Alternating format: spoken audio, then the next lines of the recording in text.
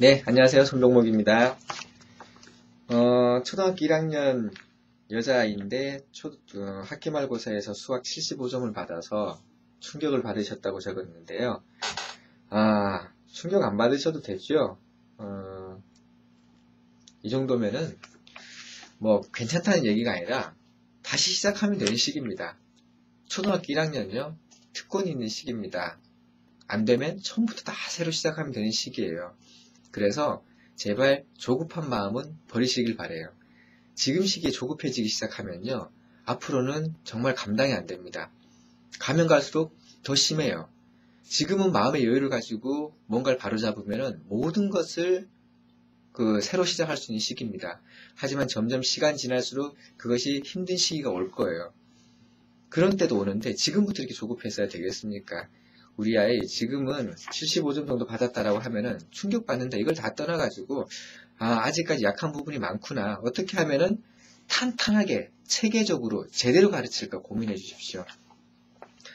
내년 2학년 1학기 때 당장 뭘 해보겠다 이게 아니라 어떻게 하면 제대로 밟아나가서 이 아이가 근본적으로 수학에 대해서 흥미를 가지면서 흥미를 잃지 않으면서 완전한 어떤 수에 대한 어떤 그 개념을 가지고 그 능력을 키울 수 있을까? 이런 고민을 좀 해주셨으면 좋겠어요. 그래야 우리 아이가 좀 여유를 가지고 제대로 배워나갈 수 있을 것 같습니다.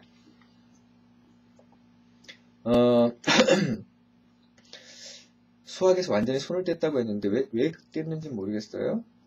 그리고 2학기 선행 없이 9월에 아이가 연산감이 떨어졌다고 생각했는데 선행이 없어서 연산감이 떨어진 것이 아니라 연산에 대해서 꾸준히 연습을 안 하신 거죠. 선행의 문제 아닙니다. 1학년이 이제 선행을 했다 안 했다를 떠나가지고 이 아이는 꾸준히 연산은요 꾸준히 연습을 해서 아이 머릿속에 두뇌에서 학습 회로가 완전히 형성될 때까지 꾸준한 연습이 필요합니다. 처음에는 주산을 하든 뭘 하든 반복적으로 하다 보면 그것이 어느 정도 아이 머릿속에서 완전한 어떤 길로 형성이 되는 거죠. 자주 가면은 길이 되듯이 그걸 많이 하게 되면 머릿속에서는 빠른 길을 찾게 되는 겁니다. 학습의 원리는 뭐 그렇게 되는 거죠. 그런데 자주 반복을 하면 할수록 그 길이 넓어지고 탄탄해진다는 것은 누구나 아는 이치입니다. 하지만 그 길을 가고 싶어야 된다는 거죠. 아이들은 산길을 이렇게 오르다 보면은 길이 생기는 건 아시잖아요. 산을 많이 오르다 보면 그쪽에 사람이 많이 다니는 곳에 길이 생깁니다. 근데 그게 너무너무 험했을 때는 사람들이 자주 가기가 힘들어요. 자주 왔다 갔다 하면은 길이 생긴다는 걸 알면서도 왔다 갔다 하기가 힘들다는 겁니다. 그 방법 대신에 우리 아이가 흥미를 가지고 그냥 운동하듯이 왔다 갔다 하면서 자연스럽게 공부에 대한 길이 생길 수 있도록 그걸 도와달라는 거죠. 그게 바로 지금 초등학교 1학년 저학년 시기에는 구체물 가지고 수학을 하는 겁니다. 어머니께서 주산도 고려하고 이것저것 고려하셨는데요. 전 가급적이면 주산은 초등학교 중학년, 3, 4학년 정도쯤 권하고 그전에는 최대한 가급적 많이 구체물을 통해서 수를 경험을 했으면 좋겠습니다. 최대한 많이 구체물을 통해서 수를 경험해야 이 아이가 수에 대한 감각이 생기고 그리고 수에 대한 직관이 생긴다고 생각해요. 수에 대한 직관이 뛰어난 아이들이 수학을 잘하잖아요. 그런 아이들은 머릿속에 수를 보더라도 모든 것이 이제 예를 들어서 숫자 하나를 보더라도 그것을 몇 가지로 이렇게 가르기 모으기를 할 수 있고 그리고 그 두 자릿수 숫자를 보더라도 덧셈이나 뺄셈을 보더라도 자기 식대로 빠르게 계산할 수 있는 그런 아이들 머리가 좋다기보다는 수에 대한 감각이 좋은 거죠. 선천적으로 그런 아이들이 있을 수도 있겠지만은 대부분의 아이들은 양질의 체험을 통해서 그런 직관력을 키워나갈 수 있습니다. 10개, 20개 많이 세워본 아이들 그렇게 세워본 아이들은 수를 연산을 잘할 수밖에 없을 거예요. 따라서 우리 아이한테 지금 가장 중요한 거는요. 수체험 충분하게 해주게 해주십시오. 어머니께서 그 2학기에 선행이 없이 9월에 가보니까 아이가 연산에 대한 감이 많이 떨어졌다고 쓰셨는데 선행을 하지 않아서 연산의 감이 떨어진 것이 아니라 아까 말씀드렸듯이 계속해서 이렇게 꾸준한 노력을 안 했기 때문에 그런 거예요. 그래서 지금 이번 겨울방학 때부터는 아이가 꾸준히 지속적으로 노력할 수 있도록 어머니께서 잘 지도해 주시고요.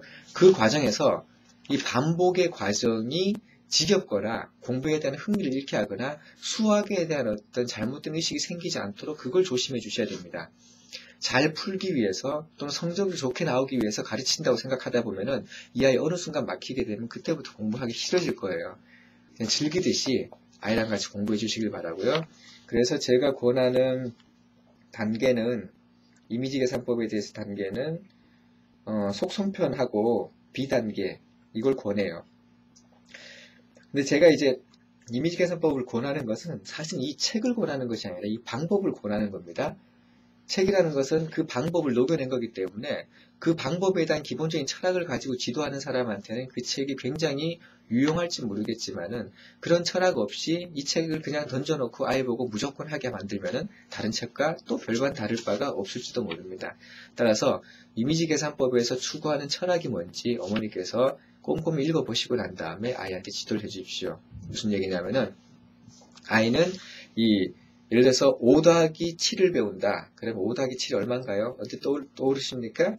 우리 아이가 이런 것들을 5, 6, 7, 8, 9, 10, 11, 12 이렇게 해서 12를 찾는 아이가 있는 반면에 5 더하기 7 했을 때 10이라고 금방 나오는 아이들도 있어요. 그런 아이들 중에서는 계속해서 반복을 했기 때문에 외워서 나오는 아이가 있는 반면에 이렇게 수체험을 많이 해서 5 더하기 10은 그냥 여기서 5개를 가져오니까 2개만 남네. 그러니까 12네. 라고 금방 생각해내는 아이들이 있습니다. 우리 아이 후자와 같은 그런 아이로 키워달라는 거죠. 그래서 어느 순간에 이 아이는 다 나중에 되면 이것도 필요 없이 나중에는 그냥 10이라는 것이 그냥 자연스럽게 나오게 될 거예요. 주산을 왜 나중에 권하냐면요. 제가 그 주산 같은 경우는 일단 그 1의 자릿수, 10의 자릿수, 100의 자릿수라고 한정을 해가지고 이 하나를 주판을 하나가 10을 상징하고 하나가 100을 상징하고 그러지 않습니까? 그런 상징을체를 어떤 그런 배우기 전에 우리 아이한테 직접 그 5개에서 그러니까 7개를 더하면은 12개가 되는 계란판 하나가 되는 그 10 자체를 체험하게 해달라는 겁니다. 15 더하기 17 하면은 32가 되는 10, 10, 20이 올라가고 그 다음에 또 5, 7에서 12가 돼서 또 10이 올라가는 그거를 그냥 통째로 전체를 체험하게 해줘야 우리 아이가 수에 대한 감각이 생긴다는 겁니다. 시간에 대한 어떤 계산을 잘하기 위해서는 시계를 충분히 본 아이들이 잘할 수 있습니다. 전자시계 말고요. 이 아날로그 시계를 충분히 본 아이들이 그 시계를 가지고 시간에 대한 감각을 익힐 수 있습니다. 우리 아이는 지금 충분히 만지고 보고 하게 해줘야 될 그런 시기예요. 이미지 계산법을 한다고 해서 우리 아이가 나중에 고학년이 됐을 때 뭐 계란판을 머릿속에 떠올리냐? 그거 아닙니다. 그때 되면 계란판이고 뭐고 다 사라집니다. 머릿속에서. 배우는 과정에서 연산 원리를 터득하고 익혀가는 그 과정에서 우리 아이가 지치지 않고 제대로 이해하게 만드는 그런 방법이 바로 구체적인 어떤 조작을 통한 어떤 수학 방법, 교육 방법입니다. 그 중에 하나가 계란판이고요. 연산을 하기 위해서 10개 단위로 묶어놓으니까 쉽죠. 그래서 계란판을 권하는 겁니다. 충분히 만져가고 조작하면서 그 머릿속에 의식적으로 너무너무 고민하지 말면서 그렇게 해서 아이가 쉽게 그 과정을 견뎌내기 위해서 계란판 수학, 이미지 계산법을 권하는 겁니다. 그걸 하면서도 너무 조급해하지 마시고요.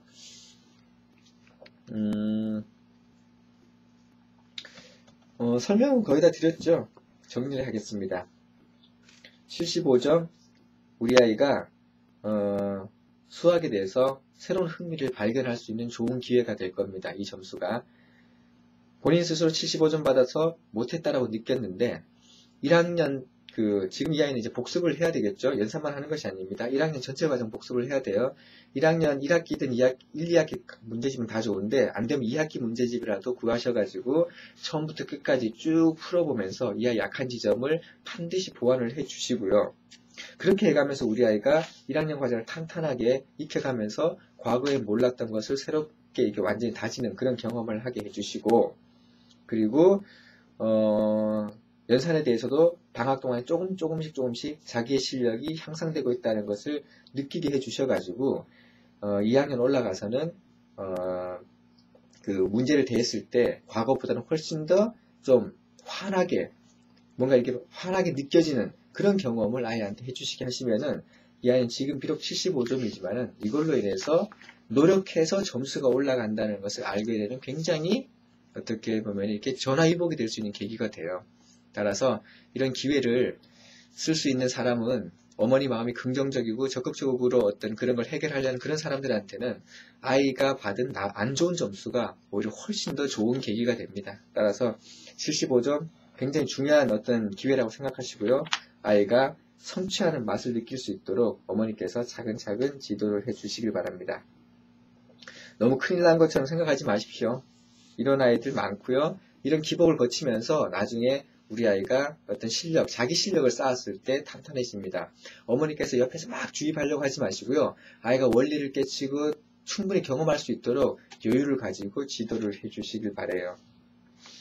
정말 중요한 거는요.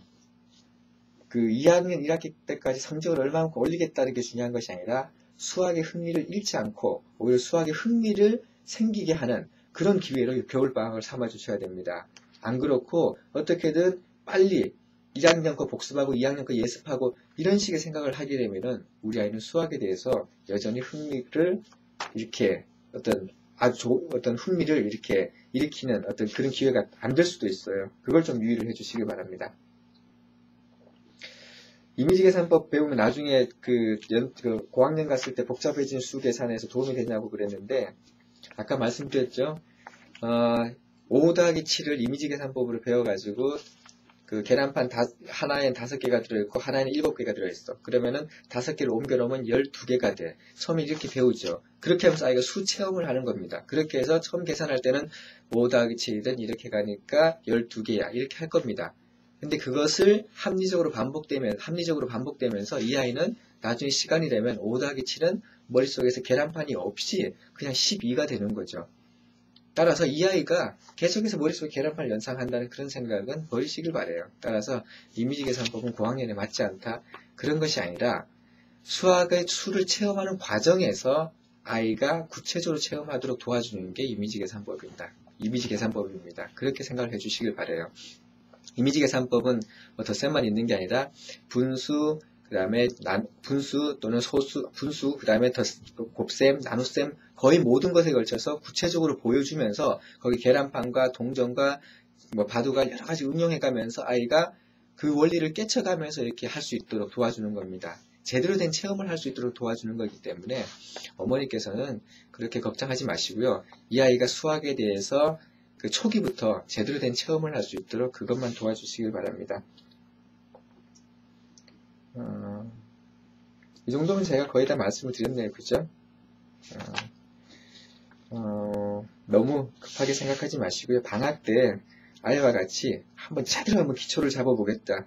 이런 생각만 가지시길 바랍니다. 절대 단기적인 생각 가지지 마시고요. 탄탄하게 다질 때까지 조금 느리더라도 그렇게 가주시길 바랍니다. 그래야 이 아이가 초등학교, 중, 고 학년 올라가면 갈수록 점점점 힘을 가지는 그런 아이가 될 것입니다. 잘 지도하셔서 아이랑 같이 행복한 공부 경험해 주시길 바랍니다. 마치겠습니다.